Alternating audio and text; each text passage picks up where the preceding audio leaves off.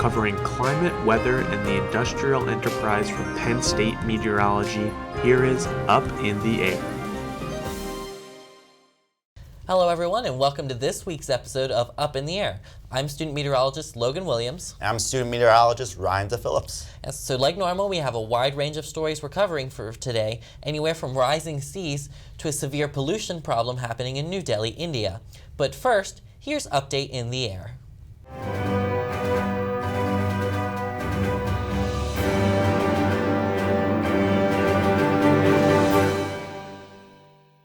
It turns out that scientists have tremendously underestimated how high sea level rise will likely be. Currently, 150 million people live on land that will be underwater during high tide by as early as 2050.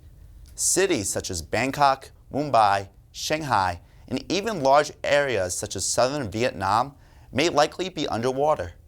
Not only will it be an environmental problem, it will also be a humanitarian, security, and military problem as well. Poor farmers may have to seek jobs in cities, global economic centers may disappear, and terrorism may rise due to an increase in social instability.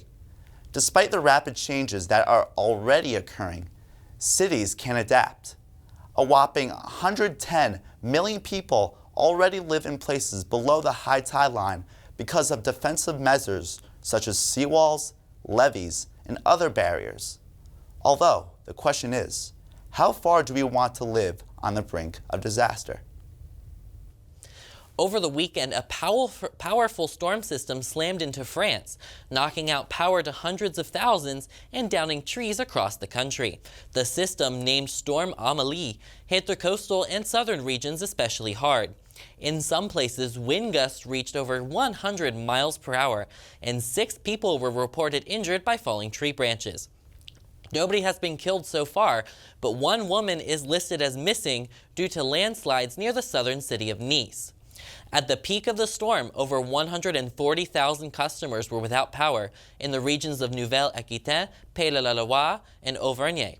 As residents begin to clean up the mess, more rain is in the forecast for parts of France heading into this weekend. For 17 years, the atmospheric infrared sounder, AIRS, aboard NASA's Aqua satellite has given climate scientists valuable insight on greenhouse gases in Earth's atmosphere. Carbon dioxide correlations between Mauna Loa's Hawaii's readings and AIRS validates that the increase has been unprecedented. Since 2000, the concentration of CO2 has increased over 30 parts per million compared to more stable readings in the past 8,000 years.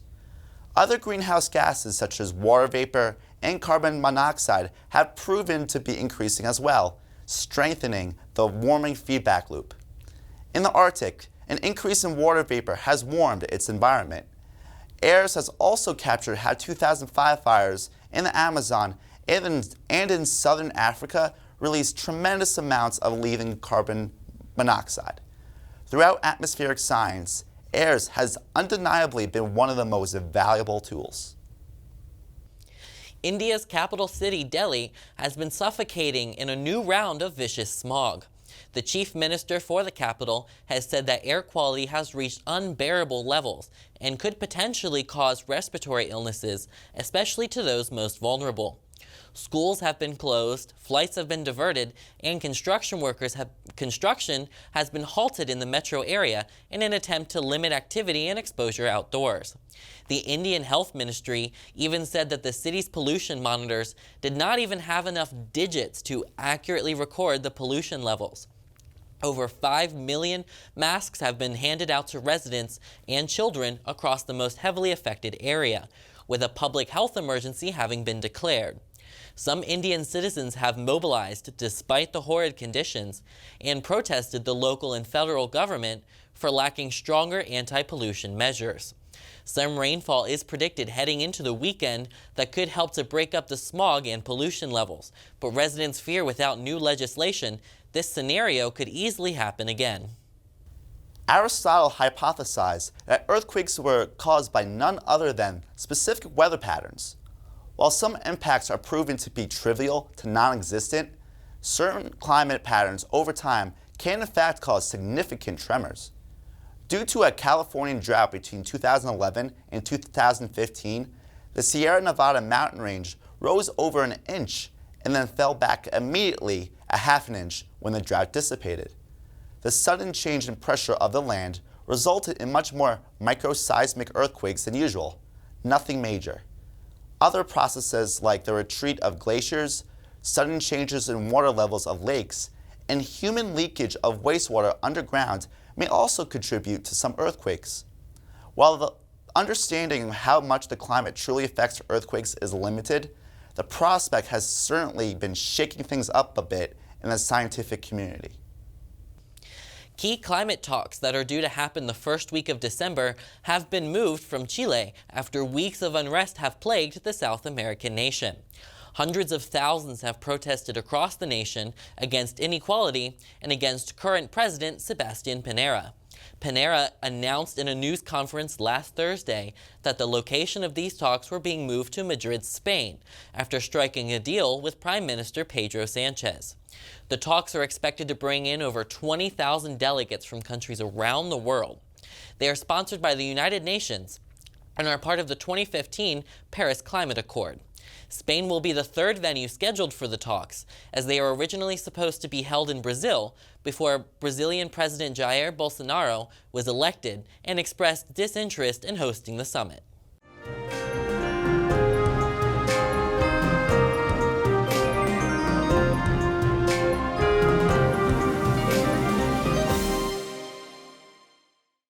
Now we have a feature from our very own student meteorologist, Joe Spear, on aviation and climate. Transportation helps people get around in the blink of an eye, and airplanes help bring the world a little bit closer together. Within a matter of hours, you can get from New York City to Los Angeles. But the convenient form of travel comes with a couple drawbacks, especially when it comes to the global climate. When planes fly, they emit several gases, including carbon dioxide and water vapor. Emissions from airplanes greatly surpass any other form of transportation. A round trip over the Atlantic produces a little over a fifth of the amount of carbon dioxide a single car does in 1 year. The aviation industry contributes roughly 2% of the total global carbon dioxide emissions. The International Air Transport Association, or IATA, has put some regulations in place hoping to reduce carbon dioxide emissions by 50% by 2050. However, plans by the IATA don't address contrails. Contrails are upper-level clouds that form from moisture collecting on the emissions from the jet fuel. Over time, they can spread out and look just like cirrus clouds. These contrails actually contribute a large amount of warming to the atmosphere at a level where there should be cooling. Coming full circle, the adjusting climate also impacts how planes fly. Some planes can only fly during certain temperatures. Once over 122 degrees Fahrenheit, they are over their certified flying conditions. Flights in Phoenix, Arizona were halted in 2017 because of this. Planes also struggle to get off the ground with high temperatures. Hot air is less dense, requiring planes to travel farther to get into the air. Most airport infrastructure isn't prepared to handle that. Finding alternatives to airplanes is a dead-end solution for solving their emissions. Both airships and electric-powered planes don't match up to the power and convenience the current airplanes give us. So going forward, the aviation industry and climate scientists are going to have to find a compromise to keep emissions grounded. For Up in the Air, I'm Joe Spear.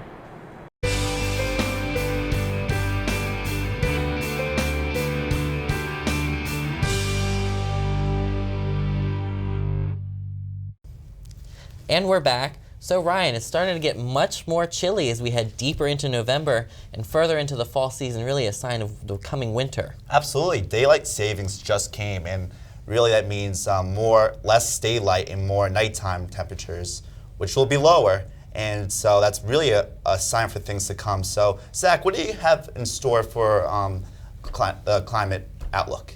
Yeah, guys, I'm definitely noticing a trend of cooler temperatures again as we progress our way into the fall time. Now, we're sitting at average high values for November 7th of 54 degrees and average low values of 36 degrees. Now, our record values for November 7th. These were set back in 1930s, back in the 1930s. Record high of 76 back in 1938, and a record low set back in 1930 of 20 degrees. Now, if we look at the temperature outlook, which spans from November 12th through the November 18th, we are noticing a night and day trend. We're noticing warmer temperatures out here in the western portion and cooler temperatures out in the east.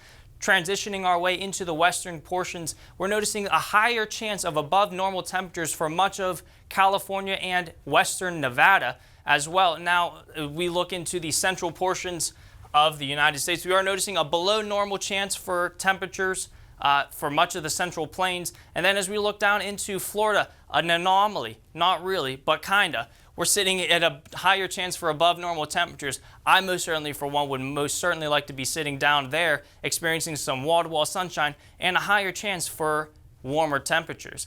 But here in our neck of the woods, we are noticing we're still in that higher blue category, a higher chance for below normal temperatures through November 12th and November 18th. Again, the precipitation outlook still through November 12th and 18th.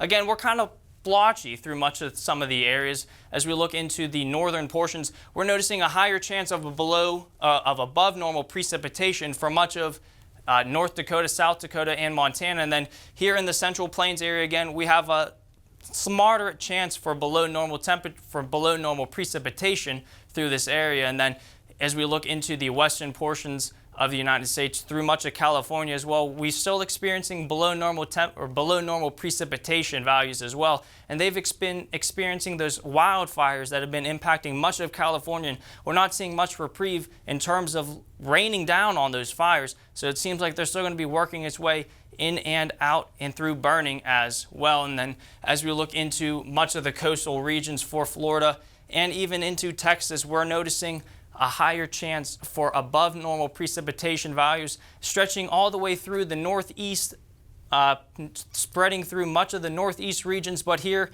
in Happy Valley, we're not noticing any chance for precipitation through this week. And the drought monitor, taking a look at the big picture, still not much of it has changed as we look into the Four Corners regions. Still a moderate to severe drought monitor through this region as well. And then looking into Texas, we're still noticing the values are still rather high as well. And then through much of the peach states, that'll be South Carolina, Georgia, and Alabama, we're still noticing a lot of this drought monitor still present for them as well. And then looking into the northeast, we're noticing Pennsylvania has got rid of their brighter color for the chance for moderate to severe drought, but we still have just a slight chance or a slight drought monitor through portions of the central Pennsylvania and the southern portions of Pennsylvania as well. And then as we continue to progress our way through the fall, we would start to think to see more snow depth totals, especially as we look into the Colorado and northern Rocky regions. We're noticing Denver through Billings, Wyoming, and Billings, Montana as well. Higher chances or high snow depth totals through much of the Rocky Mountains. And then as we look into Canada, northeast portions of Canada, high snow depth totals through much of the area. But here in Happy Valley, we're not so happy. We're not seeing any snow depth, which we're not really expected to see. But hopefully that can change as we begin to progress our way into the winter months. Now the fall foliage report has come out, and we're still sitting, us here in Pennsylvania, we're sitting here at the peak color. And then much of the Northeast has already been through prime peak, and they're working their way past peak into much of the leaves already have fallen as well. Now, guys, the forecast for this week is going to be rather cold, like we said, 40 on Saturday and 42 on Sunday, with a high chance of clouds mixing with some sun breaking throughout the day. Now, I don't know about you guys, but I will be watching the Penn State-Minnesota game, and I'm expecting some whiteout conditions for the game. I don't know about you guys. What do you guys think? So I also plan on watching the game. How about you, Ryan? Oh, absolutely. It's going to be a really big game for Penn State. So with that being said, I hope everyone enjoyed this week's episode of Up in the Air and have a great weekend.